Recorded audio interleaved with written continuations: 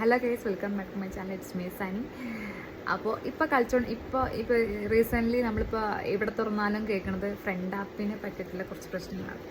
അപ്പോൾ അപ്പോൾ ഇങ്ങനെ കേട്ടപ്പോൾ എൻ്റെ ഒരു അനുഭവം പറയാൻ തോന്നി. അപ്പോൾ ഡിഗ്രി തേർഡ് ഇയർ ആയിരുന്നു. എൻ്റെ ഫ്രണ്ടിന് ഫോണുണ്ട്. അന്ന് എൻഗേജ്മെൻറ്റ് കഴിഞ്ഞിട്ടില്ല എനിക്ക്.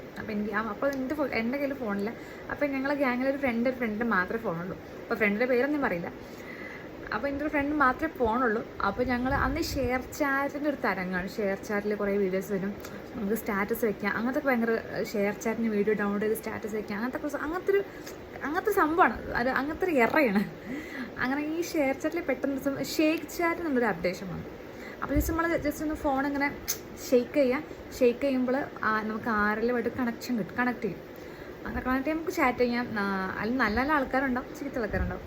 അപ്പോൾ ചിലവർ നമ്മൾ ഹായ് എന്ന് പറഞ്ഞപ്പോഴേക്കും രണ്ടാമത് ഗേളർ ബോയ് ചോദിക്കും.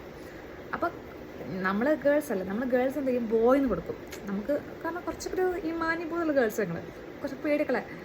അപ്പോൾ ബോയ് എന്ന് കൊടുക്കും. ബോയ് എന്ന് കൊടുത്താൽ അപ്പോൾ അത് ബ്ലോക്ക് ചെയ്ത് പോകും. അങ്ങനെ ഞങ്ങൾ എന്നും ബോയ് ഒരു ദിവസം ഗേളിന് കൊടുത്തു. ഗേളിന് കൊടുത്തപ്പോൾ റിട്ടേൺ പെട്ടെന്ന് തന്നെ ഗേളാണെങ്കിൽ പിന്നെ ക്വിക്കായിട്ട് ഭയങ്കര മെസ്സേജ് കിട്ടും. അല്ലെങ്കിൽ ബോയ് ആണെങ്കിൽ നിങ്ങൾ ബ്ലോക്ക് ചെയ്ത് പോകും, അല്ലെങ്കിൽ അതിൽ കാരണം പോകും. പക്ഷെ ഗേളാണെന്ന് പറഞ്ഞാൽ പെട്ടെന്ന് നമുക്ക് എന്ത് കിട്ടും, റിപ്ലൈ കിട്ടും. അങ്ങനെ ഗേളെന്ന് പറഞ്ഞപ്പോൾ ഞങ്ങൾ എല്ലാവരും ഗ്യാങ് ആയിട്ടിരിക്കാം കേട്ടോ. അങ്ങനെ എന്താ ഇട്ടിരിക്കുന്നത് പെട്ടെന്ന് രാവിലെയാണ് ചെയ്യുന്നത്, എന്താ ഇട്ടിരിക്കുന്നത്.